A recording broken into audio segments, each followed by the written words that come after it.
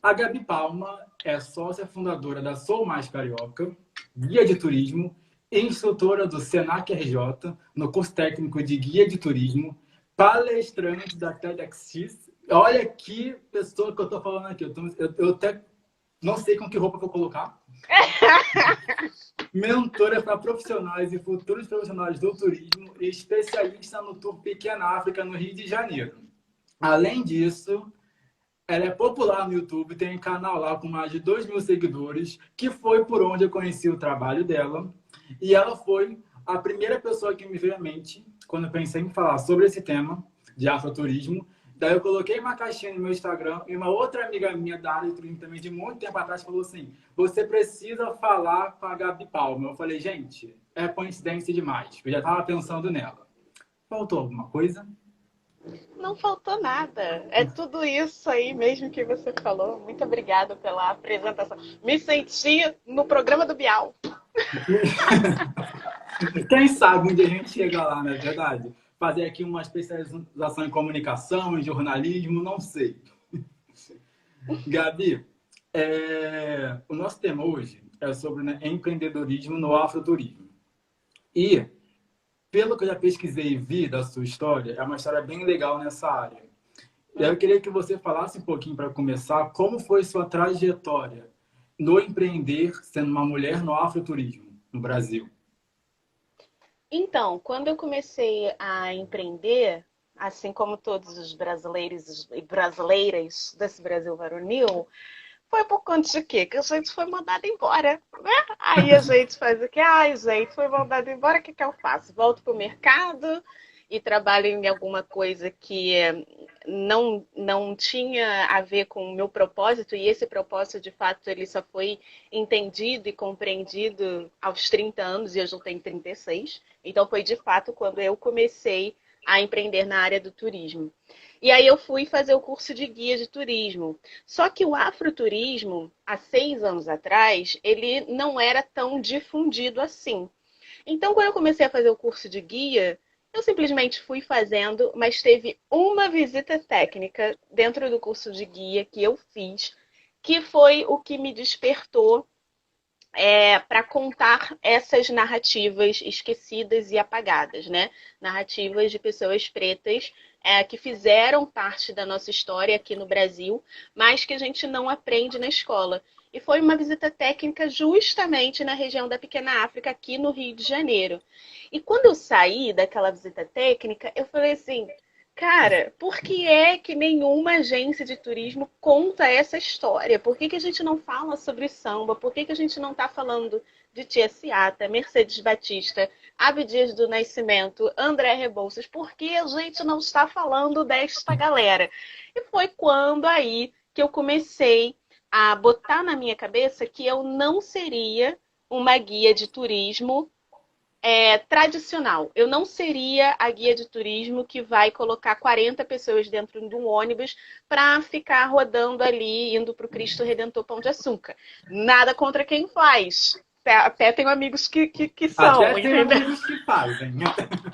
Até tem amigos que fazem. Mas não é para mim. Então, tanto é que as pessoas, quando pensam no meu trabalho, não é a primeira coisa que vem à mente delas. A primeira coisa que de fato vem à mente delas é o tour da Pequena África, tanto presencial quanto virtual. Então foi aí que me despertou de contar essa história. Enquanto eu fui contando a história e conhecendo mais pessoas, tanto brasileiras quanto estrangeiras, as pessoas foram me apresentando essas nomeações. E aí eu fui entendendo que o que eu estava fazendo, de fato, era o afroturismo. E que já tinha pessoas fazendo isso ao redor do Brasil, como a Solange Barbosa, por exemplo, com a Rota da Liberdade na Bahia. Na Bahia não, desculpa, em Alagoas, ali na região do Quilombo dos Palmares. E aí eu fui tentando me conectar com essas outras pessoas também que faziam afroturismo, que até então não era nomeado e que hoje já tem esse nome, já está ganhando uma cara e já está ganhando pessoas que são referências nesses assuntos. Então foi mais ou menos por aí. Uhum. É, Quando, quando você percebeu que você não queria fazer esse turismo tradicional, né? Que o Uhum. guiamento tradicional que a gente conhece, aquele que a gente tem até amigos que fazem, é, você sentiu que muita certeza que esse era o caminho de seguir uma outra área, ou você ficou apreensiva de estar empreendendo por um caminho que não, que era mais tortuoso, que não era tão tradicional? Então, eu sou aquariana, né, Moria? Aquariana não tem muito esse medo, não. Então, assim, ai, dane-se se eu tô fazendo diferente, é isso. Aquariano quer ser diferente mesmo. Então, eu não tive muito esse medo, não. O que eu comecei a observar foi que as pessoas que trabalhavam no turismo tradicional, em agências tradicionais, e tipo famosas em Copacabana, que faziam city tour ali todo dia, Angra, Arraial do Cabo, Búzios, esse turismo de massa. Uhum. Quando eu estagiava numa agência dessas, quando eu fazia o curso de guia lá em Copacabana, bem famosinha, inclusive, que não separei os nomes aqui, e eu lembro que eu falei com o dono da agência, um homem branco, hétero, todas aquelas coisas todas, né? Aquele E aí padrão, eu né? falei, Aquele padrão. aquele padrão que conhecemos. E aí eu falei, cara, fulano, o que você acha de você oferecer na tua agência esse roteiro aqui, que é chamado de Pequena África? E eu fui contando um pouquinho da história para ele. Ele, Gabi, isso aí não vende não. Isso aí ninguém Hum. quer saber disso aí não. Ninguém quer saber dessa história não. Isso aí não vai dar certo não. Ok, dei um passo para trás em relação a ele, graças ao bom Deus, não desisti e segui o que o meu coração estava me dizendo para fazer. Então, assim, hoje, dentro, por exemplo, da plataforma do Airbnb, eu já sou referência no tour da Pequena Uhum. África lá. Eu tenho uma co-host, que é a Luana, que trabalha comigo não só no Airbnb, mas na Sou Mais Carioca também, que ela é guia, uma das guias da minha equipe. Tem o tour virtual da Pequena África, que também é referência na plataforma, dentro da Sou Mais Carioca também. Então, assim, estava errado. E que bom que eu não ouvi aquele pensamento que já estava muito engessado, que já estava muito formado numa opinião, que achava que era o certo e que não dava para mudar. Então, quando eu comecei a fazer esse roteiro da Pequena África aqui no Rio de Janeiro, outras pessoas também foram se colocando numa posição tipo, pô, é mesmo, eu acho que eu também vou fazer. E hoje em dia tem vários guias de turismo aqui no Rio que fazem esse circuito também. E eu acho ótimo, porque cada um tem um espaço, cada um tem a sua forma de contar a história, cada uma tem uma narrativa que de repente quer dar um foco maior ou menor, e tá tudo bem. Assim, eu não, em nenhum momento eu falo que esse roteiro é exclusivo. Mano, não, a rua tá lá, o patrimônio está Uhum. lá e você utiliza da melhor forma que você conseguir, sendo esse guia de turismo, essa guia de turismo, e contando essa história da forma mais factível e real possível, sem inventar nada e sem maquiar nada. Eu tô ali, naquele sentido, contando uma história real, sem maquiar, e trazendo um Rio de Janeiro de fato que não é mostrado lá para fora, não é esse Rio de Janeiro que é vendido no exterior. Então, assim, que teve uma certa resistência, sim, mas a aquariana, da boa aquariana que sou, tava nem aí. Você contou, né, das empresas tradicionais do Rio, né? Eu também sou cria do Rio. Então, eu trabalhei em empresas muito grandes no Rio de Janeiro. Eu trabalhei em um TIE muito grande no Rio de Janeiro. E teve um momento da minha carreira no Rio que eu trabalhei com grupos de incentivo. Então, eram grupos Hum, muito grandes. É, galera de saúde, galera de seguradora. Então, em algum momento eu cheguei, eu lembro também, a tentar propor para os donos da empresa da gente tentar uma estratégia diferente, de contar uma história diferente nos grupos, oferecer um serviço diferente. E o meu ex-chefe, que tem aquele perfil que a gente já conhece, né? Branco, hétero, tararara, falou assim: Wendel, eu estou há 45 anos fazendo isso. Por que eu mudaria agora? Esse foi o estado que eu falei assim, eu não estou no lugar certo, sabe? Assim, esse turismo não é para mim também, essa pegada do turismo. Eu saí de lá também, fui para uma outra empresa que aceitava as minhas. Não só as minhas, né? Aceitava as opiniões da equipe.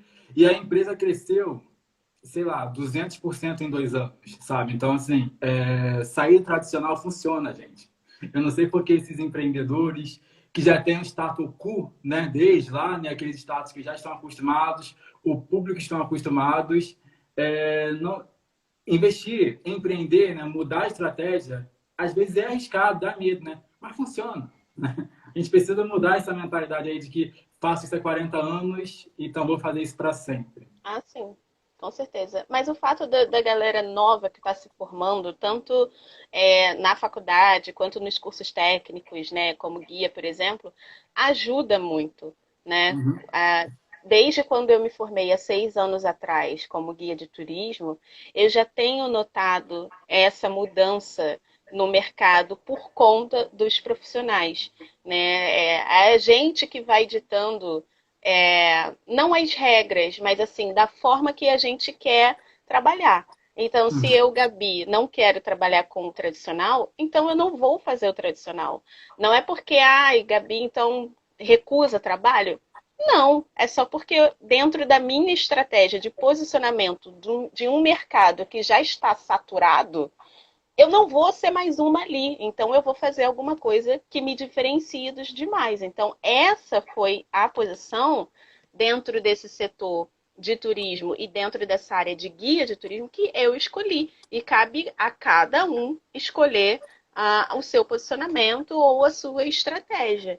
E que bom que eu fui por esse caminho, porque eu aprendo muito sempre, todos os dias, com cada tour que eu faço com as pessoas que estão vindo, com as perguntas que me fazem, que às vezes não tinha pensado em alguma coisa, ou com os cursos que eu faço para me atualizar mais e mais dessa narrativa que é tão difícil de ir conectando as peças. É quase um quebra-cabeça, e cada vez que você lê um livro, cada vez que você estuda, vê um documentário, você vai juntando as pecinhas do Uhum. quebra-cabeça. Esse quebra-cabeça nunca vai ficar completo. A real é essa. Mas conforme você vai entendendo as partes, né, não só no Brasil, mas ao longo, ao redor do mundo que sofreu com essa diáspora africana, você vai começando a conectar e a imagem fica um pouco mais clara ali para você, né? Uhum. Faz um pouco mais de sentido na sua cabeça quando você vai entendendo as peças. Uhum. Você comentou que quando você começou a empreender no afroturismo, né, foi muito o entendimento que você teve de outras pessoas, né, de estrangeiros que vinham falar com você, de pessoas no Brasil também. Você entende que essa procura por afroturismo, ela vem mais do turista nacional ou do turista internacional? Internacional.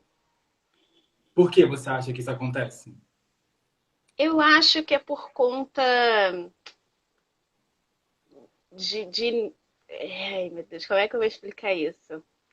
Aqui no Brasil, quando a gente estuda e tem acesso à educação, por exemplo, vamos colocar assim, por mais que a educação no exterior seja privada e não existe universidade pública Uhum. nos Estados Unidos, e isso é uma coisa que a gente precisa desconstruir, gente, não tem Não existe. educação pública nos Estados Unidos, tá? E eu tô falando Estados Unidos porque é a minha área de referência, que a maioria dos meus clientes vem dali, meu noivo é de lá, então eu Uhum. transito um pouco melhor ali, sul dos Estados Unidos, onde a maioria desses africanos chegaram lá, nos Estados Unidos. E aí, o que eu vejo, e até conversando com meu noivo, fala, cara, como que, mesmo que essa educação privada, ainda assim, as pessoas pretas nos Estados Unidos têm um acesso à educação superior maior do que no Brasil. Os programas de acesso à educação superior no Brasil para pessoas pretas e indígenas ou que sempre estudaram em escolas públicas veio de um pouco mais de 10 anos para trás. Então, assim, não é tanto tempo assim. Então, é claro que a partir do momento que essas pessoas têm uma consciência e vai adquirindo mais conhecimento, ela começa a despertar o interesse de querer conectar essas peças que eu estou falando para vocês. Uhum. Então, diferente do Brasil, que a gente, até hoje, nas escolas, talvez isso esteja mudando, acha que Princesa Isabel foi a salvadora e tá maneiro, entendeu? E ninguém questiona isso. E a gente não estuda diferente disso. Então, eu acho que é por isso que eu tenho um pouco mais de clientes internacionais. Essa curiosidade Uhum. é despertada um pouco mais. E eu estou generalizando? Não, porque tem muitos estadunidenses que não estão nem aí para a história Sim. fora dos Estados Unidos. Tem muitos estadunidenses, na família do meu noivo, por exemplo, que nunca saíram dos Estados Unidos, que não têm passaporte e não pensam em sair. Então, assim, é uma geração, que é a nossa aqui agora, que está se questionando mais por conta do acesso à internet, por conta de tudo isso. Então, os meus clientes são mais internacionais relacionados ao tour da Pequena África. Uhum. Gabi, eu coloquei aqui uma pergunta da Denise, que tem também a live que ela fez na segunda-feira, que a Uhum. gente discutiu, de fato, até sobre divulgação, né, do afroturismo no Rio de Janeiro e no Brasil. A pergunta dela é bem nesse sentido, que é como a Secretaria de Turismo do Rio de Janeiro lida com o afroturismo e se há alguma divulgação. Já respondeu, mas aprofunda. Não lida, né, gente? Quando a gente tem um governo, principalmente dentro da prefeitura, tinha, né, que era totalmente contra as narrativas afrocentradas, não vai divulgar esse afroturismo. Então, assim, o patrimônio, por exemplo, do Cais do Valongo, que é patrimônio da Unesco super importante, estava lá, abandonado, enchendo de água, cano estourando, Pedra do Sal, cheio de lixo, depois do samba da Pedra do Sal. Então, assim, tem uma plaquinha minúscula dizendo o que é a Pedra do Sal. Ah, mas, pô, Gabi, criaram um circuito da herança africana ali na região da Pequena África, isso não é legal? Pô, super legal, super maneiro. Mas, se você for um turista, principalmente internacional, tá?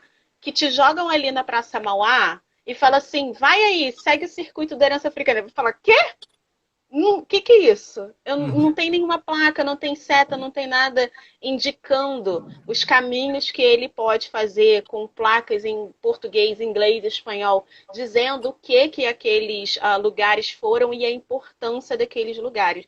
Então, assim, não divulga, né, gente? Não divulga. Se não forem os guias de turismo e as guias de turismo que estudam essa parte da história e querem contar essa história, o circuito da herança africana não tem sentido nenhum. Porque aí não é divulgado, não é falado, as pessoas não sabem nada sobre. Então, é isso. Sim. Você comentou sobre que as pessoas que não conhecem, né? Eu comentei na live também, inclusive com a Denise, que tem uma estação de VLT, que eu não lembro agora o nome é certo, mas não sei se é Pequena África, e aí eu tenho um colega da área de turismo também que estava conversando sobre isso semana passada, e ele falou que ele já fez um estudo informal perguntando para passageiros do VLT, que usam aquilo Não todo dia. sabe. Você sabe por que tem esse nome à estação? Não tem a menor ideia. Aqui também a gente comentou sobre o caso de Valongo aqui com a Denise na live de segunda-feira, que eu estava no Rio nesse período, né? Quando foi descoberta ali na época que acharam. Naquele período eu via uma discussão, né, sobre o caso de Valongo, primeiro que descobriram alguma coisa e depois rolou uma discussão sobre por que tinham parado a obra, por que ia atrasar, refazer o projeto. E aí, mas hoje no Rio de Janeiro, as pessoas também não conhecem o caso de Valongo. Se você perguntar para uma pessoa, um morador da cidade do Rio de Janeiro, ele já ouviu falar, talvez assim, ele já ouviu o nome, mas ele não tem ideia do que seja, né? E esse é o grande, Exatamente. e esse é o grande problema dos posicionamentos do nosso pseudo-ministério do turismo e secretaria de turismo também. Porque a gente vende a mesma imagem do Brasil no exterior o tempo inteiro. Quando vende, né? Porque a gente não vende mais, inclusive. Né? Não existe mais propaganda do Rio de Janeiro, do A Brasil. gente vende essa imagem desde, sei lá, desde a época de Getúlio Vargas, quando começou ai, Carmen Miranda, Zé Carioca. É esse o Rio de Janeiro que tem no imaginário das pessoas Uhum. fora do Brasil, né? São as mulheres negras sambando, só de calcinha e sutiã, ou só na praia. É essa imagem. Então, assim, quando a gente traz coisas relacionadas à narrativa de Rio de Janeiro, mas que não é dentro daquele estereótipo, a gente começa a falar, ué, o que é isso aqui? África? No Rio de Janeiro? Deixa eu ver o que é isso aqui que eu quero saber um pouquinho mais. O que essa Sim. garota aqui tem para me falar? Então é isso, você começa a quebrar uma parede que foi criada no imaginário dessas pessoas fora do Brasil e dentro do Brasil também, com novelas de Manuel Carlos, que o Rio de Janeiro é só o Leblon e que as pessoas são todas felizes tomando água de coco na praia. Amado, aqui eu moro Ninguém em frente à estação trabalha. de trem. Eu Ninguém moro em frente à trabalha. estação de trem, não tem água de coco não. Se eu for tomar água de coco é negócio de caixinha. Me respeita, Amor, foi entendeu? nascido e criado em Realengo. Vou chegar na Olha casa aí, para 3 Brasil. horas. Real engenho. Respeita real engenho. Como que eu vi a praia uma vez por ano? Tipo isso. Quando eu estava, Gabi, pesquisando sobre empreendedorismo, afroturismo, eu me deparei com a expressão Black Money. E aí eu lembrei da expressão Pink Money, que é muito usada no segmento LGBTQIA+. Mas quando eu me aprofundei no significado de cada uma delas, o Pink Money, ele diz muito a respeito sobre com o que a população LGBTQIA+, gasta o dinheiro. E quando eu vi a definição do Black Money, eu vou até ler aqui para ficar bem... Diz que o Black Money envolve uma rede que busca se fortalecer por meio de seus negócios em um ecossistema de produção de negros para negros. Isso existe? É só utopia? Ou como isso funciona nessa rede de fortalecimento de negros para negros e por negros no Brasil? Isso existe, não é fácil, mas existe. E aí eu vou te dar um exemplo comigo, tá? Por exemplo, quando eu comecei a fazer lá o tour da Pequena África, beleza, começou a bombar e tal, só que eu sou uma pessoa só, né? Então eu não consigo me dividir em duas, infelizmente. E aí eu lembro que teve uma época que eu estava dando aula no Senac de segunda a sexta e fazendo o tour da Pequena África na parte da tarde. Tinha dias que eu falava, cara, e a aula no Senac são 4 horas direto. Então eu ficava falando de 8 a meio-dia, parava para comer e 3 horas da tarde falava de 3 até 5h30, às vezes 6 horas da tarde. Não estava aguentando, minha voz já tá pedindo arrego. E aí foi quando eu pensei, cara, quem é que eu conheço que fala em inglês e que consegue contar essa história tão bem quanto eu conto também e que super tem a ver com o meu propósito também de compartilhar essa informação da Pequena África.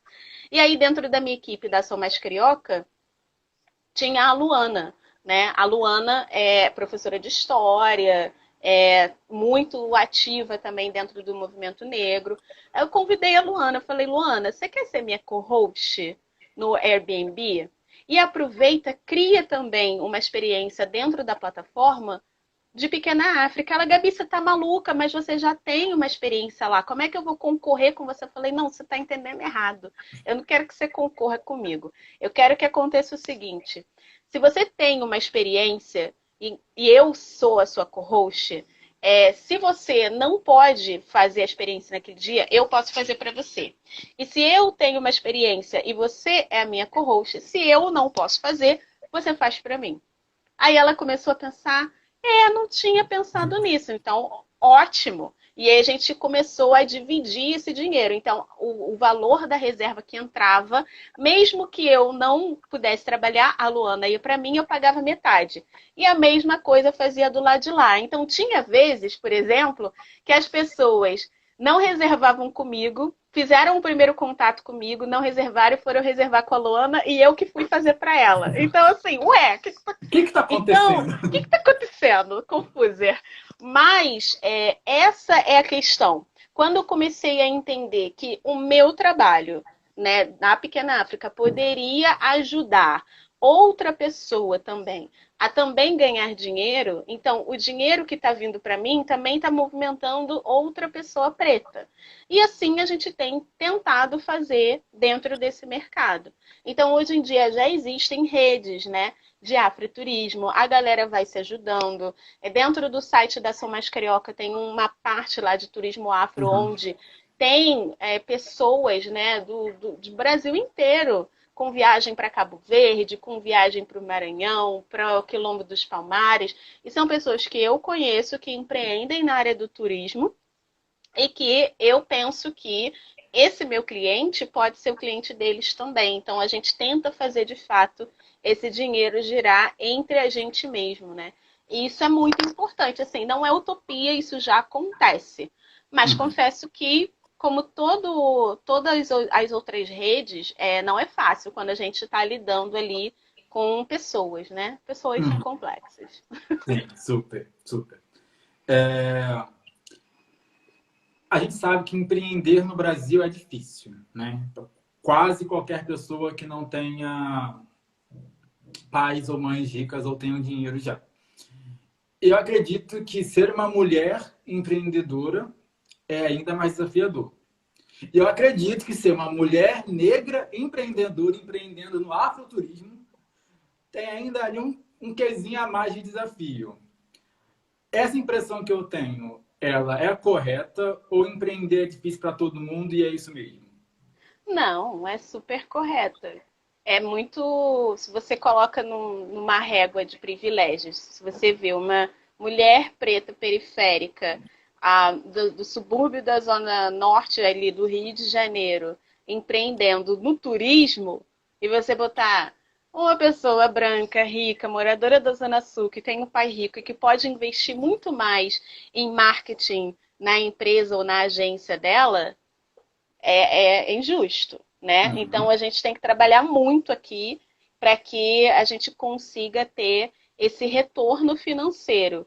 E às vezes as pessoas acham que, pô, empreender é facinho, é tranquilo, você faz o que você quiser. Não, não é faz o que quiser. Tem muito trabalho que precisa ser feito. Às vezes a gente não quer fazer, mas a gente tem que fazer porque não tem ninguém que faça pela gente. A gente não tem pai rico, não tem mãe rica, não tem herança, não tem nada disso. Então, assim, a gente tem que fazer acontecer com as ferramentas que a gente tem. Então, sim, é muito difícil, mas eu também entendo que, mesmo eu sendo uma mulher preta, periférica, e mulher, né, ainda assim, eu ainda tenho mais privilégios do que outras pessoas. Porque eu Uhum. tenho uma internet boa em casa, né? Porque aí eu posso fazer um tour virtual, porque eu tenho um espaço de trabalho dentro da minha casa e que tem silêncio e que não fica 7 pessoas dentro da minha casa falando, gritando, chorando e vendo o mundo bita. Eu não tenho Uhum. filho, né? Eu não tenho que me preocupar em relação, caraca, se eu não ganhar X dinheiro, eu não vou, eu vou ser despejada, não vou pagar aluguel. Então, assim, ainda assim, mesmo sendo uma mulher preta periférica, eu ainda tenho mais privilégios do que outras mulheres pretas periféricas também. Então, eu entendo isso. E eu tento usar esse meu privilégio de uma forma que dê um retorno não só para mim, mas para outras pessoas também. Então, vira e mexe, eu tento ajudar outras pessoas que talvez não tenham esses mesmos privilégios que eu. Então, o programa de mentoria, então, o projeto Manda Pax, onde eu divulgo, de fato, o trabalho das outras pessoas de forma gratuita, não estou ganhando nada com aquilo. Eu falo, cara, o que, que eu estou fazendo com esse meu privilégio? Eu estou usando só para mim, e é isso aí, ou estou tentando, pelo menos, entender esse privilégio que eu tenho e tentando ajudar outras pessoas também dentro desse mercado. Então, é muito uma questão da gente entender os privilégios que a gente tem, mesmo a gente sendo uma parte da população que não tem tanto privilégio. Olha aqui que Uhum. louco, que Sim, complexo, mas é mais ou sim. menos por aí. Eu acho também muito que a gente compreender os nossos privilégios é um caminho sem volta. Porque quando eu até fiz um texto aqui no Instagram há um tempo atrás sobre privilégios, de fato.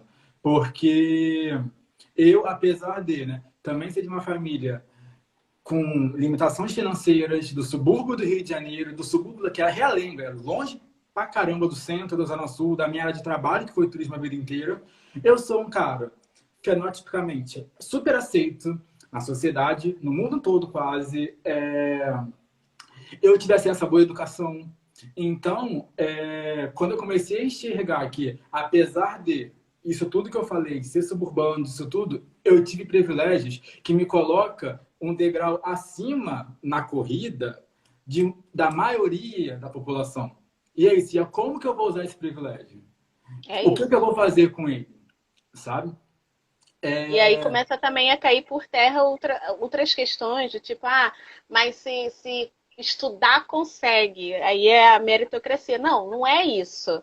É porque, por exemplo, eu, assim como você, estudei sempre em escola particular, eu consegui aprender uma outra língua, o inglês. Então, isso, só pelo fato de ter estudado em escola particular minha vida toda, ter feito faculdade e ter inglês já me coloca numa posição que, mesmo sendo mulher preta periférica, outras mulheres pretas periféricas não vão ter as mesmas oportunidades que eu. Então, não é uma questão de meritocracia, é Uhum, uma questão de onde que eu estava aqui e que eu consegui transitar e alcançar esses objetivos. Só que eu não posso colocar esse padrão só mulher preta periférica para todas as mulheres pretas uhum, periféricas. Não é assim que a banda toca, não é assim que a coisa funciona, né? Tem muita mulher preta periférica que ontem estava aí dentro do Jacarezinho. E aí como é que faz, né? E viver naquela situação. Ah, Gabi, mas você mora na zona norte do Rio de Janeiro, aí tem umas favelas. Tem o Morro do Urubu, que é aqui atrás, tem o Juramento, que é ali na frente, mas eu estou dentro desse cerne? Não tô. Então, uhum, só pelo fato disso aí também já me coloca num outro lugar de uhum. privilégios que outras pessoas não estão. Então, gente, é tudo uma questão da gente entender onde a gente está e parar de replicar essa informação de que, tipo, porque, mas eu também moro, não sei que, não é sobre isso. É o que você consegue fazer na posição que você está hoje, tá? Uhum. Então parem de replicar. Mas se estudar consegue. É, Vamos pensar um pouquinho aí. pois é, assim, morando, né, eu nasci, fui criado no Rio de Janeiro, em Realengo. Então, eu já entrei em discussões com pessoas que não moram no Rio de Janeiro, de interior de outros estados do país, que falaram assim, mas vocês no Rio de Janeiro têm acesso a muita cultura gratuita. Aí eu falei assim, pera, o que você entende de cultura gratuita? Tem orquestra na praia de Ipanema. Você entende que uma Eu pessoa para chegar em chegar... Ipanema, Eu falei, morri, gastei R$ 20. sim, pois é, eu falei assim, eu conseguia chegar em Ipanema se eu quisesse. Eu tinha lá 20, R$ 30 para pagar de trem, de metrô, que tinha que pegar quase todos os transportes públicos possíveis. Uma pessoa que não tem disponibilidade financeira, R$ 20 é o dinheiro que ela tem para comer a semana inteira. Então, assim, o que é a cultura gratuita? Ela tá disponível ou ela tá acessível? Né? Exatamente. Que a gente tem que Disponível entender. é diferente de acessível, né? Consegue Exatamente. distinguir? E já que a gente entrou aqui nessa questão sobre desigualdade, como que o afroempreendedorismo pode contribuir para a redução da desigualdade racial e para a afirmação da identificação da população negra no Brasil? Eu acho que é fazer o turismo em si, né? Não vou nem falar o afroturismo, mas o turismo em si, ele tem esse poder e essa potência de tocar em assuntos que às vezes, dentro de uma sala de aula, os alunos iam meio que dormir ali. Ai, coisa chata, essa professora falando disso de novo. Só que quando a gente utiliza o turismo como uma ferramenta para falar coisas e contar histórias, e aí eu não estou nem falando histórias que não aconteceram, não, histórias de fatos reais históricos brasileiros ou cariocas que de fato aconteceram e usar o patrimônio público para ajudar a contar essa história. As pessoas começam a se conectar melhor com aquilo e entender mais. Em outro lado, vai também muito de como que esses guias, como que essas empresas de turismo, as agências, se elas querem e se querem contar essas histórias, e se quando querem, se estão de fato contando da forma que tem que contar. Porque assim, quando eu faço o tour da Pequena África e falo para as pessoas que estão comigo, e aí brasileiros, né? Virtual ou presencial? Quando eu pergunto, gente, se eu fosse perguntar aqui para vocês o nome de uma bailarina clássica brasileira, qual nome que vocês me dariam? 80% dessas pessoas vão me falar Ana Botafogo. Ana Botafogo, uma mulher branca e tal. Quando eu conto a história da Mercedes Batista, que foi a primeira bailarina negra a dançar no Teatro Municipal, as pessoas ficam assim, gente, mas eu nunca ouvi falar dessa mulher. Exatamente. Aí é que está o ponto. Então, quando eu começo a trazer o afroturismo, né, que o que é? É contar essas histórias, literalmente, que foram apagadas por conta dessa escravidão que a gente teve no Brasil por quase 400 anos, e trazer essas referências para essas crianças, para esses adolescentes, isso quando eu tô tratando de escola, né? Mas mesmo pessoas que já passaram, que já estão na vida adulta, que já estão nos seus trabalhos, nas suas vidas, quando eu trago essas histórias, eu começo a colocar um ponto de interrogação na cabeça delas. E trazendo de uma forma crítica, mas não dura, e usando essa ferramenta do turismo. Então, eu acho que é muito poderoso quando a gente tem a oportunidade de contar de fato essas histórias. E aí eu acho, ó, a Bruna que está aqui agora, ela até assistiu um tour meu, que foi tour Origens do Carnaval com a Luana. E ela pode falar isso com propriedade, porque Bruna, eu vou te usar aqui, tá? Rapidinho. Porque a Bruna é uma mulher branca que nasceu no sul do Brasil, ok? Referências. E ela está morando hoje no Canadá e ela tem um namorado canadense. Quando elas estavam fazendo o tour da Origens do Carnaval, eu fui falando de coisas que a Bruna ficou assim, caraca, jura? Sério? Falei, pois é, Bruna, e tu é brasileira. Olha que coisa louca, não é mesmo? Mesmo com a nossa população, hoje em dia, com 56% da nossa população sendo preta, ainda somos considerados a minoria.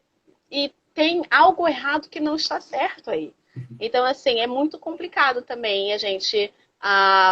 e difícil, né? É complicado fazer com que essas pessoas entendam a potência que é ser preto no Brasil. É potente? É difícil? Sim. Querem nos matar a cada 23 minutos? Com certeza. Mas ainda assim é muito potente. Por que não é tão mais potente?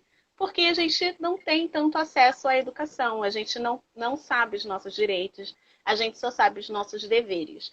Então, é assim que é formado. Então, quando eu falo no Tour da Pequena África, Origens do Carnaval, ou Na Sua Mais Carioca, quando a gente fala de um tour falando sobre o ciclo da cana-de-açúcar, usando as confeitarias do centro do Rio, por exemplo, que é o Doces Histórias, a gente consegue fazer com que as pessoas se conectem e reconectem com essas histórias e instiguem a pesquisar mais. Então, é mais ou menos assim, dessa forma que tem acontecido. Você citou, né, a questão da Bruna. Eu vou até falar uma muito particular, né? Eu sou casado, né, com um homem e ele tem descendência alemã, só que ele é brasileiro. Nós nos conhecemos no Brasil. Ele também é do Sul, né? Da colônia alemã do Sul. Só que ele sempre foi apaixonado, aficionado pelo samba carioca, pelo samba enredo, pelo carnaval. Então, quando a gente se conheceu, eu lembro que assim, em 2014, não lembro agora certo, ele chegou até mim, né, quando a gente começou a se aproximar, com aquela imagem de, por eu ser suburbano, eu entendia muito de samba enredo. Porque ele entende muito. Só que eu nunca fui meu mundo. Esse mundo passou a ser meu depois, né, que eu comecei a frequentar, depois que a gente começou a ficar junto. Porque ele conhece todas as escolas de samba, ele conhece o quadro, ele lê o enredo.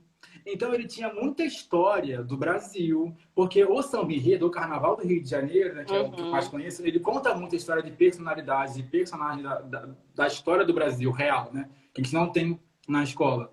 E eu lembro que ele ficava abismado, porque ele me falava sobre a história de algumas personalidades que eu nunca tinha ouvido falar. Aí ele falava assim, mas como é que você não conhece isso? E eu me questionava, eu falei, nossa, como que eu não conheço isso de fato, sabe? Porque não chega até mim. Porque para mim, carnaval sempre foi oba-oba. Para mim, carnaval é a festa. Para ele, carnaval é a cultura. Tanto que até hoje, a gente tem alguns problemas, porque eu gosto muito do carnaval de Salvador. Então, quando a gente está no Brasil no carnaval, eu quero Salvador e quer Rio, porque ele gosta da história, ele ouve samba o dia inteiro, ele estuda o samba. Então, foi a partir da narrativa dele que eu comecei a valorizar o samba como um patrimônio, não de diversão apenas, mas um patrimônio histórico, um patrimônio que conta uma narrativa diferente. E esse é o grande, acho que esse é o grande clique que dá quando a gente ouve as narrativas, quando a gente ouve histórias de outra perspectiva do que a gente está acostumado a ver, né? Exatamente. É bem nisso aí mesmo. Assim, até eu falando de mim, né, agora, tipo, há 6 anos atrás, quando eu, antes de começar a entender essa parte do Rio de Janeiro e da Pequena África, o meu cabelo era liso, ah, eu não entendia nada de samba. E assim, eu via. Um Zeca Pagodinho, uma Alcione, mas nunca parei de fato para tentar entender o contexto que aquela letra foi escrita, né? E aí, amado, é quase como um mundo se abre. Quando eu Sim. comecei a estudar sobre a região, sobre Tia Ciata, sobre Donga, sobre a popularização do samba, o samba sendo criminalizado antes. Eu fiquei assim, como assim? Todo mundo hoje gosta de samba e conhece samba, inclusive fora do Brasil. Como que isso era criminalizado antes? Como as pessoas iam presas porque andavam com um pandeiro debaixo do braço? Que Pois é, isso? samba é um motivo de orgulho nacional. O mundo conhece samba e bossa nova, né? Mas de onde surgiu a bossa nova, né? Por que a bossa nova se tornou a bossa nova, Exatamente. né? Exatamente.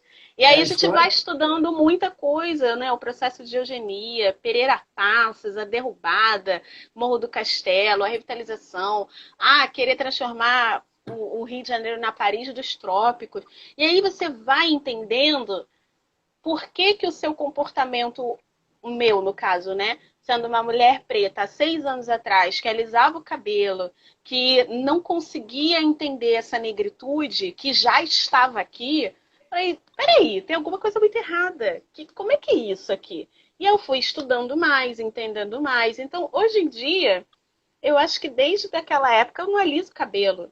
Mas eu não aliso o cabelo não só pelo fato de, primeiro, que demora pra caraca, chato pra caraca, e qualquer chuva o negócio colhe.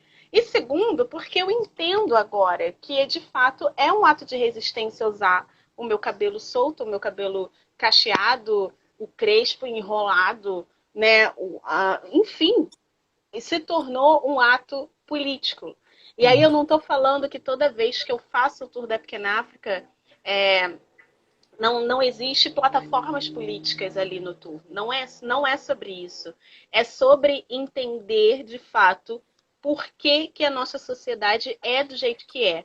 Não só aqui no Rio de Janeiro, mas no Brasil como um todo e em países que sofreram esse processo de diáspora africana.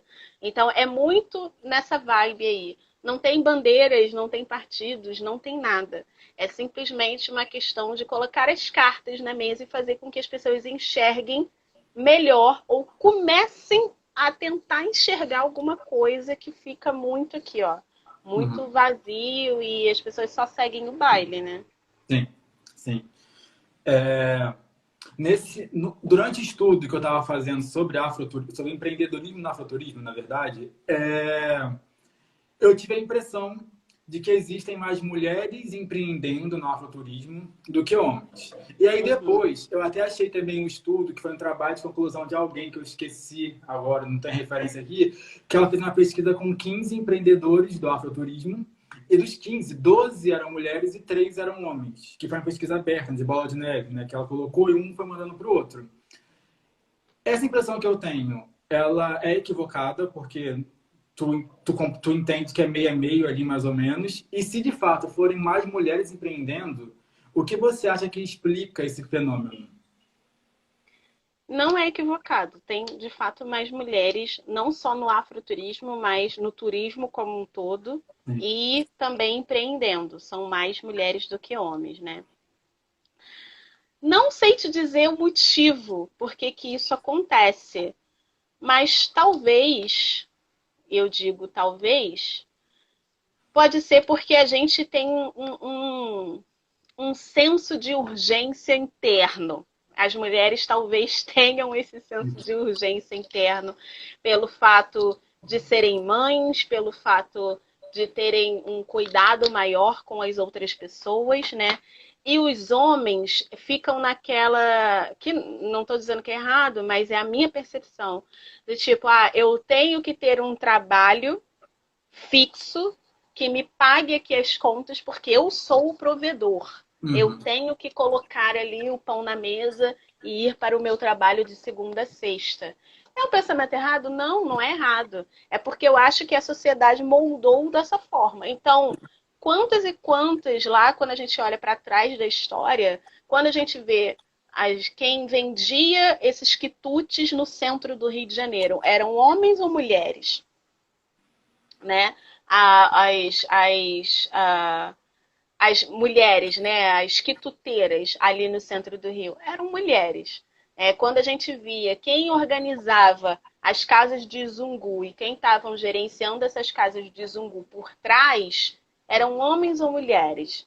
Eram mulheres. Então, assim, normalmente as mulheres têm esse senso de urgência um pouco maior em relação ao cuidado.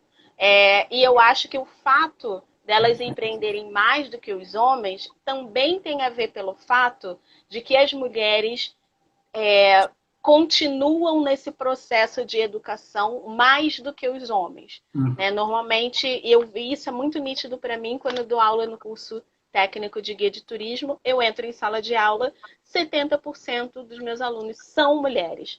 Então, só ali eu já consigo entender esse cenário. Então, é claro que o mercado vai refletir o que está em sala de aula. Se você vai numa sala de aula relacionado a cursos, principalmente da área de humanas, são mais mulheres do que homens. Né? Então, assim, eu acho que é só o reflexo do que vai acontecendo nesse processo educacional das pessoas mesmo, da sociedade. Então, quanto mais conhecimento ela tem, quanto mais essa vontade de querer aprender coisas novas vai se refletindo e, consequentemente, você vai ver mais mulheres empreendendo do que homens também. Então, educação e esse senso de urgência, eu acho que faz com que mulheres empreendam mais do que os homens no empreendedorismo normal, no mercado como um todo e também no afroturismo. Uhum. É, é verdade. Agora eu fiquei pensando no que você falou e faz tudo muito sentido. É, eu fiquei com uma dúvida com relação que me surgiu agora mesmo, na hora que você estava falando, porque os produtos, né, decorrentes do afroturismo, por exemplo, o Toda Pequena África, eles já são comercializados por agências tradicionais, essas estão lá em Copacabana, ou eles ainda, essas agências tradicionais, elas não têm interesse ainda em comercializar esses produtos? Eu acho que eles, talvez depois da pandemia, tenham. Uhum. Mas enquanto não tinha pandemia, a galera ia naquilo que, na cabeça deles, e financeiramente falando, dava mais dinheiro. Então, o que, que é mais fácil? Eu ter pessoas interessadas em conhecer o Cristo e o Pão de Açúcar e Copacabana, ou eu ter pessoas que querem conhecer a pequena África no Rio de Janeiro, o Cristo e o Pão de Açúcar. Então, é isso que eu vou vender. Agências tradicionais pensam dessa forma. Errado? Não, a estratégia deles lá, eles seguem o que eles quiserem fazer. Mas, como eu disse lá no início, quando você estipula um nicho, né, um mercado que você quer trabalhar e você se torna referência naquilo, é infinitamente melhor você trabalhar mesmo com menos pessoas, mas ainda assim você tem um retorno financeiro talvez maior do que só fazendo a mesma coisa que todo mundo faz. Então, assim, você se destacar dentro do mercado, independente da área que você escolha, faz mais sentido e até financeiramente falando do que você ir pela massa, ir fazendo tudo que todo mundo está fazendo. Para você se destacar ali vai ser muito mais difícil do que você criar alguma coisa própria sua com uma narrativa diferenciada. Então, eu acho que o afroturismo ele vai por essa vertente aí. É um trabalho de formiguinha. As agências de turismo, talvez depois da pandemia, comecem a observar, entender que o afroturismo, de fato, é um mercado interessante de se trabalhar, mas aí é que rola o medo, né? Porque as agências que nunca trabalharam com afroturismo por achar que isso não merece, isso não tem importância, para que eu vou falar sobre isso e começar a trabalhar com, a gente cai na mesma cilada, Bino, que é o quê? Empresários, né, brancos que não sabem do que estão falando e que simplesmente vão começar a oferecer ali e assim, com pessoas contando essa história que de repente não sabem essa história, que não vivem essa história no seu dia a dia. Então a gente tem que ter muito cuidado em relação a isso. Tem que ter muita consciência. Se você está assistindo essa live e é um agente de turismo e quer começar a trabalhar com afroturismo, contrate pessoas que já trabalham com afroturismo para trabalhar com você e não para você. Né? A gente não quer aqui que essa história e que essa narrativa seja de novo apropriada, né, por pessoas que não vivem isso no seu dia a dia ou que não tenham interesse genuíno em contar essa história e só tenham interesse financeiro. Então, pare e pensa antes de querer começar a trabalhar com o afroturismo. Olhe para dentro da sua agência. Você tem a sua equipe é constituída de quantas pessoas brancas e pretas, né? Dentro da sua equipe você tem gestores e pessoas em posição de destaque pretas. Como é que você quer começar a trabalhar com afroturismo se nem olhar para dentro você está fazendo? Então, põe a mãozinha na consciência antes de você querer começar a trabalhar com afroturismo, porque você está observando que o mercado está se movimentando nesse sentido. Não é primeiramente sobre ganhar dinheiro, é primeiramente querer contar uma história que foi por muito tempo apagada. E quem é você para querer contar essa história, tá? Então, assim, é só isso aí, Wendel. Gente, eu queria colocar essa frase num quadro. Eu queria. Inclusive, tem uma frase sua, que eu já usei aqui da semana 2 vezes, né? Que eu não lembro as palavras exatas. Se você lembrar, por favor, você fale. Que é mais ou menos o afroturismo deve ser feito e organizado por pessoas negras para o mundo consumir. Mas quem deve fazer, organizar, pensar, executar deve ser pessoas negras, pessoas envolvidas com a causa, né? Eu vou dar um jeito de moldurar o que você falou, colocar em algum lugar, colocar aqui no meu quadro de aviso, de viagem, não sei. A gente está quase no pro fim. Eu tenho duas. Essas lives estão passando muito rápido. Quando eu olho o relógio, faltam 5 minutos. Bom, pelo menos o Instagram não desliga na nossa cara mais, pois né? Então, pois tá fico feliz com isso, só que eu tenho um pouco de medo. Porque antes eu falava assim, ok, 1 hora. Agora, se deixar, eu vou ficar aqui, olha, 80 horas. Eu te entendo.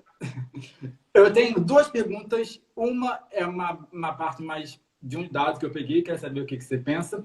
E o outro é bem para fechar mesmo. A primeira, vou ler aqui também de novo. De acordo com a Pesquisa Nacional por Amostra de Domicílios, que é o PNAD 2018, o índice de pessoas que se reconhecem como pretas passou de 7,4% em 2012 para 9,3% em 2018. O número de pardos também tem crescido. Em 2007, pela primeira vez, o percentual de negros, né, pretos e pardos, superou o de brancos no Brasil, e esses índices crescem a cada ano, segundo o PNAD de 2014. Diante desses dados, né, como você enxerga esses números e como essa crescente de pessoas que se reconhecem como negras impactam no empreendedorismo dessa população?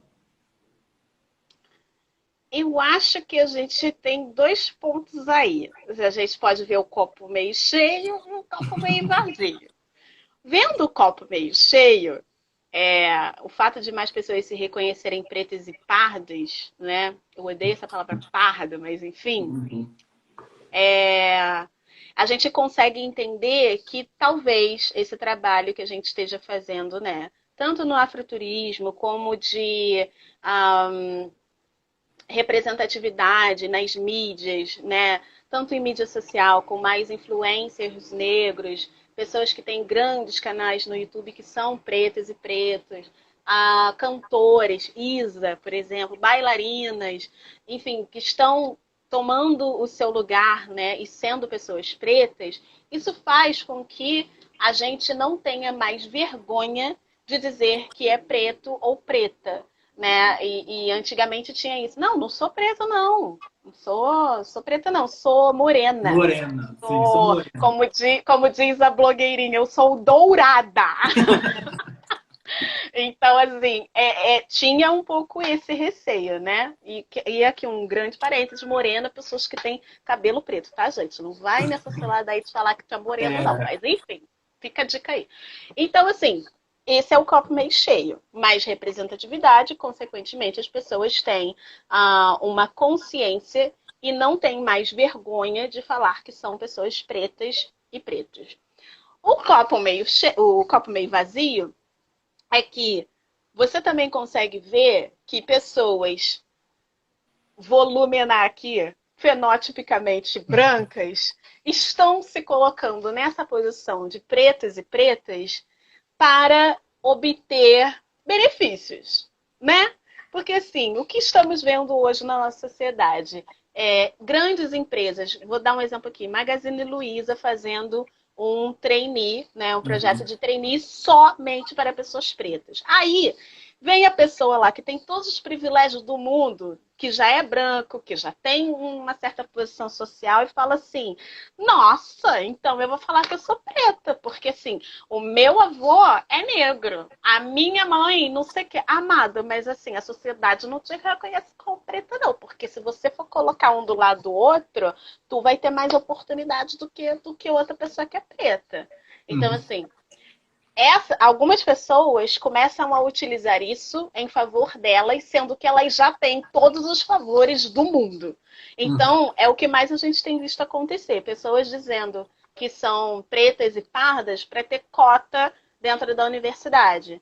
Sendo que você vai olhar a foto, menina lá branca, cabelo liso, e é isso Sim. aí. Eu falo, mas o meu avô amado, respeita a minha história, entendeu? Pelo amor de Deus. Então, assim, esse é o copo meio vazio.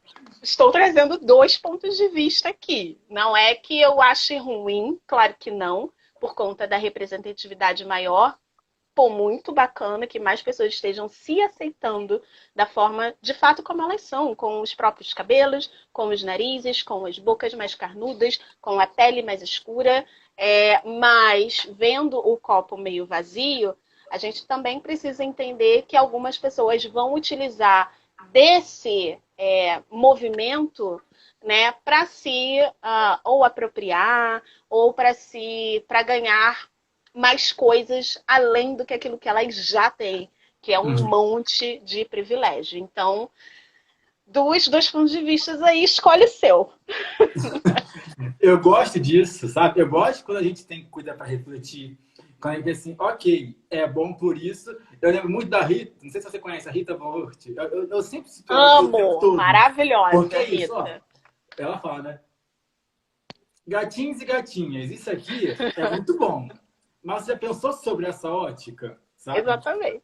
Porque agora que você falou isso, eu sempre reconheci essa outra ótica, mas não com relação a esse dado, por exemplo.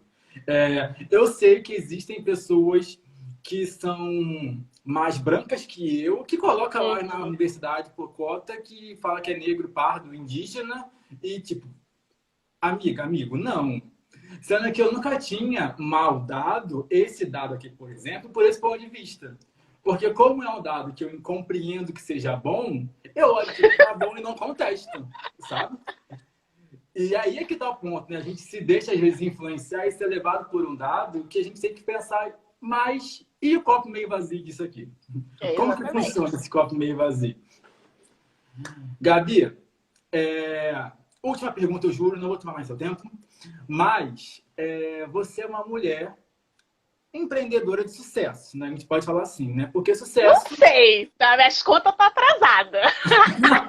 Mas você ajudou a construir, né, no Rio de Janeiro um novo circuito, você tem voz ativa na sua comunidade, você tem um canal de influência, você serve de espelho para muitas pessoas, eu acredito. Então, assim, sucesso, né? A Ok, gente não mede sucesso. Sucesso é aceito, sucesso. aceito. E aí, a gente tem agora uma menina, um menino, ou então uma pessoa também mais velha, que quer se aventurar nesse mundo do empreendedorismo, especialmente no que se identifica com empreendedorismo no sentido afro, seja no afroturismo ou em qualquer outro segmento. Quais são... Eu quero falar de esperança, tá? Eu não quero falar das dores. Quais são as delícias e quais são os conselhos que você daria para essas pessoas? Eu acho que o primeiro conselho é você entender o seu lugar, né, dentro do que você se propõe a fazer. Então, se você quer trabalhar com turismo, beleza, entenda lá o privilégio que a gente estava falando, entenda o seu lugar aqui nesse ponto e comece a entender o que, que você pode fazer com todas as oportunidades que você já tem agora. Mesmo que sejam poucas, mas você tem alguma coisa ali. Alguma coisa tu tem. Você tem que pensar e refletir sobre isso. A segunda coisa de conselho é estudar. Então, assim, se você de fato quer começar a empreender, não importa a área, seja no turismo ou qualquer outro local, entenda sobre esse assunto, se especialize o máximo que você conseguir. Hoje em dia, a gente tem muito conteúdo bom na internet. Então, siga pessoas que vão te ajudar nessa caminhada, te trazendo referências, né? Se você quer trabalhar com afroturismo, tem muita gente boa para você seguir. Tem a Destino Afro, tem a Blackbird, tem o Guilherme Dias, do Guia Negro, tem a Júlia, né, que já conversou aqui com o Wendel também. Enfim, tem muita gente bacana, legal, dentro desse mercado de afroturismo que está fazendo um trabalho diferenciado. A Bia, da Bráfica Viagens, também lá em São Paulo. Rota da Liberdade, Sayuri Koshima, de Salvador. Enfim, gente, muita gente. É só você começar a procurar com carinho sobre essas pessoas, tá bom? E assim, pegando as referências e estudando também por conta própria. As coisas não vão cair do céu, ninguém vai te dar nada de mão beijada, principalmente se você for preto e preta. Então, assim, vai, faz o teu e faz bem feito, tá? Ai, Gabi, mas poxa, eu quero começar de repente um canal no YouTube, não tenho uma câmera boa. Amado, eu uso esse celular aqui J7 Prime, sei lá quantos anos, e todos os meus vídeos do canal do YouTube eu gravo com ele. Isso está me impedindo de fazer alguma coisa? Não. Então, vai lá e faz, entendeu? O feito é melhor do que o perfeito. Enquanto você ficar pensando aí que eu tenho que fazer isso, eu tenho que ter todas essas coisas antes de começar, não pense dessa forma. Vai e faz e aprimora com o tempo. O primeiro vai ser bom? Não, o primeiro vai ser uma merda. Vai ser ruim, entendeu? Vai ser uma bosta. Talvez o pessoal não vá gostar. Mas você aprende com os erros. E é sobre isso. É sobre aprender e evoluir com os nossos erros. Ninguém é perfeito. As pessoas erram. Ontem eu subi um vídeo no meu canal depois que eu vi que ele tá todo cagado com o negócio aparecendo. Eu não tô nem aí. Eu vou deixar ele Eu não vi lá. esse vídeo ainda, É mas eu vou erro. ver daqui a pouco. Vê, porque tá todo cagado lá. Eu vou tirar ele? Eu não vou tirar, gente. Eu tô nem aí. O conteúdo foi passado, o conteúdo foi falado, e eu acredito que aquele conteúdo vai ajudar alguém ou algumas pessoas. Então, faça o melhor que você puder fazer com os recursos que você tem hoje. Estude, entenda os seus privilégios. 3 conselhozinhos que eu te dou para começar no empreendedorismo. É isso. Gabi, muito obrigado mesmo. Como eu já falei aqui, você foi a primeira pessoa que eu... Quando eu resolvi fazer o meu canal no YouTube, você foi uma das primeiras pessoas que eu achei lá, falando sobre turismo. Eu já te sigo desde essa época, desde junho do ano passado, não sei. Quando eu pensei em fazer aqui essa semana, você foi o primeiro nome que me apareceu. E eu fico muito feliz com a sua disponibilidade. O conteúdo que você faz, a forma como você fala, é extremamente necessária, não só para a galera do afroturismo, mas para o turismo em si, que é a minha área, e eu percebo que a gente precisa de mais pessoas atuantes como você. Então, siga firme, siga forte.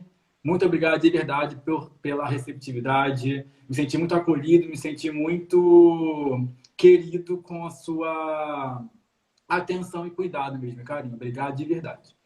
Obrigada a você pelo convite. Eu amo conversar com pessoas e conhecer mais pessoas, dentro desse mercado do turismo. Para mim é muito importante e muito obrigada aí pelo convite, de ter impactado de alguma forma a tua audiência e a minha também, que está te conhecendo aí agora. E eu acho que essa troca é muito saudável e muito bem-vinda também, né? Como eu sempre falo, que é menos concorrência e mais parceria. É isso que a gente precisa. E assim que essa pandemia começar, a gente ver uma luz no túnel, a gente precisa entender que essas parcerias são muito importantes e que são elas que vão fazer com que a gente volte a respirar sem aparelhos, tá? Dentro desse É isso. mercado do turismo. Então, muito obrigada, Wendel. O trabalho incrível que você faz. Eu também acompanho o teu canal. Eu acho ótimas as pautas que você vem trazendo. E vamos um apoiando o outro aí nesse mercado. Pode contar comigo sempre que precisar. É isso. Eu sou porque nós somos, né? É uma frase que eu li em algum lugar que eu estava Exatamente. pesquisando, eu achei linda. Gente, Exatamente. obrigado. Denise, obrigado. Espero que você consiga participar amanhã da roda de conversa, que amanhã também vai ser incrível. Amanhã eu vou vir com roupa especial, eu juro, porque eu vou ficar aqui, olha, eu vou fazer aqui egípcia, eu vou ficar aqui o tempo por aqui, olha, para não dar opinião, sabe, aqui, ó. Com tanta gente boa falando, eu vou ficar quietinho. Ai, meu Deus. Tá Beijo, bom, Wendel. obrigado. Beijo, querido. Tchau, tchau.